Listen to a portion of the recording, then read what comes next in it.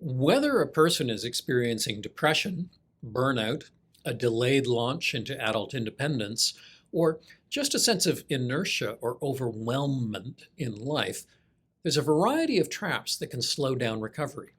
I've covered some of these in other videos on this channel. Today I want to talk about one of them, and that's the impulse to catch up and get on top of things, which sounds like a good idea, but it can actually be one of these traps. What happens during these periods of reduced capacity? Well, we tend to start avoiding things. Everything seems overwhelming, even things that normally wouldn't give us any trouble at all. Even brushing your teeth can seem like an immense task. At some level, you know that it's not, but the inertia is just so intense that getting yourself started can be almost impossible. As a result, we begin falling behind in our life. By the time a person realizes that there's a real problem, they may have a stack of unopened mail a foot high. They might have 300 emails they've never looked at. They are completely out of clean clothes, dirty dishes are piled everywhere, and work tasks, if they've been able to work, have fallen months behind. Like all of us, people in these situations generally have an idea about what they should be doing in their lives, or how on top of things they'd like to be. They've got standards. Sometimes this is based on how they've lived their lives in the past. But sometimes it's external. It may be based on the demands that are placed on them, regardless of whether they've ever been able to live up to those demands. Sometimes it's based on what other people seem able to do. For example, 25-year-olds living at home with mom, unemployed, and having their meals made for them may look at where their peers are and see that they're years behind. The distance between where you think you should be and where you actually are can be incredibly discouraging. And it can keep the depressed mood rolling. But whether you're behind or not, the reduced energy and the ease with which you become overwhelmed may mean that even keeping up in the present seems impossible, even if there's no backlog to get through. When I see a depressed person in my practice, I'll usually ask them a lot of questions about how they're living right now. What's going on? What do they do in the course of a day? And what are some of the outside pressures they're facing? Among other things. But I'll also ask about their vision about where they feel they should be. It's tempting to think that this vision is what's leading them forward and out of the depression or out into their full adult life. But it may be what's keeping them stuck. Eventually, we'll usually talk about goal setting and strategies to begin to engage or re-engage with life. And I'll ask them what they would like to do for the coming week. What's the priority? What's the most important to you? What feels like it would do you the most good? And often what comes up is the desire to catch up, to be where they used to be, to where they'd like to be, to where their peers are, or to some vision of excellence they may have. And this discussion usually feels somewhat discouraging. Think for a moment about your own life. Every day, new demands are made on you. At minimum, you have to go to the bathroom. You have to eat and drink something. Even if you're not employed, there's a lot of maintenance that needs to happen. And if you've got much of a life at all, there are things you need to do. Grocery shopping, laundry, dishes, bills. If you're employed, there's a certain amount of work coming every day into your inbox on a regular basis, whether or not you have a real inbox. There's stuff to do. Let's imagine it's about this much. Now, yours probably isn't really paper. It's emails, it's dirty clothes, it's meals that need cooking, it's shopping that you need to do, it's projects that you want to work on. But metaphorically, think of it as this stack of paper. And maybe this is what you're used to getting done in a day when you feel well. But chances are you've fallen behind. And so there's even more in your inbox than usual, not just today's email and chores, but yesterday's as well, and last week's, and last month's. Maybe it's more like this. And maybe your goal for yourself is only partly to do what you usually do. That would just be keeping up with your usual flow, which we already know is beyond you because you've fallen behind. Your goal is also to get that inbox down to the level that it usually sits at. Now, it's never empty. You're an adult, after all. No adult's inbox is ever really empty. There's always something that needs doing. But you'd like it to be about as full as usual. There's always a dish or two in the sink, a few things in the laundry basket, some shopping you could do, some work tasks that need some attention. But you want to get it down to that usual level, a level that feels manageable.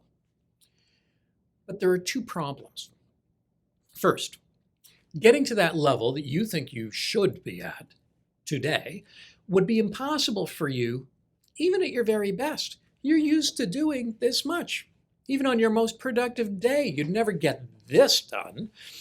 But that's the task that you're setting yourself at the exact moment when you can't even do your regular amount. Just think about taking care of your place. In normal times, maybe you spend an hour in total puttering around, tidying up, maybe doing some laundry. But what if you haven't done any of that in months? There's stuff piled everywhere. There's probably 8 loads of laundry you could do. There are no clean dishes. The fridge is filled with rotting food, and your shopping list is overflowing. Think about what it would take to get all that down to your usual level. It's impossible to do today. Failure is guaranteed, and failure contributes to more inertia and more discouragement. Take someone who's had a hard time moving forward with adult independence. Anyone, no matter who they are, who wakes up at 25 and thinks, oh, I need to finish my education and get a job and move out and learn to cook and start dating and have a friendship network, they're going to feel discouraged. There's no point in even trying because it can't possibly work. At least it can't work quickly. So sitting stuck on the couch becomes even more tempting. But what if somehow this discouragement only overtook you today? It's just happened. So there's no backlog. Well, even then, your capacity is going to be lower than usual. And so the amount that you can get done is less. Maintaining your expectation that you will be able to do as much as usual is a recipe for more discouragement. It's tempting to think of this as the product of the inertia.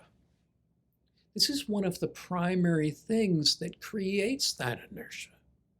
The trap is that wanting to be well, wanting to be caught up, wanting to be as efficient or productive as you usually are, or as other people seem to be, serves to maintain the very problem you're trying to overcome. Young clinicians often think that the biggest problem with depression or failure to launch or burnout would be to motivate people. In fact, the biggest task is often to help people let go of their expectations, to lower them, not to raise them, because that's the way out of this trap. Go inside. Figure out what your expectations are, what you think you should be doing. This is a part of what may be weighing you down. Albert Ellis, who founded rational emotive psychotherapy, used to call this shoulding on yourself. Then, very deliberately, give up. I'm not going to get a job today. I'm just going to spend half an hour on my resume. I'm not going to clean this place up. I'm just going to clear off the kitchen counter. I'm just going to spend 20 minutes deleting old emails.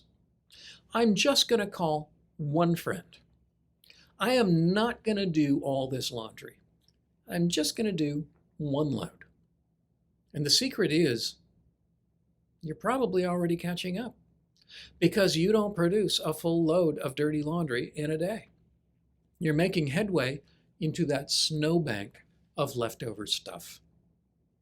If you're stuck at home with no money, no training, no job, no friends, no partner, and no prospects, you do not try to overcome all that. Even though it feels like the only way to feel even a little bit better is to hit all of those targets. That's not possible. Not all at once.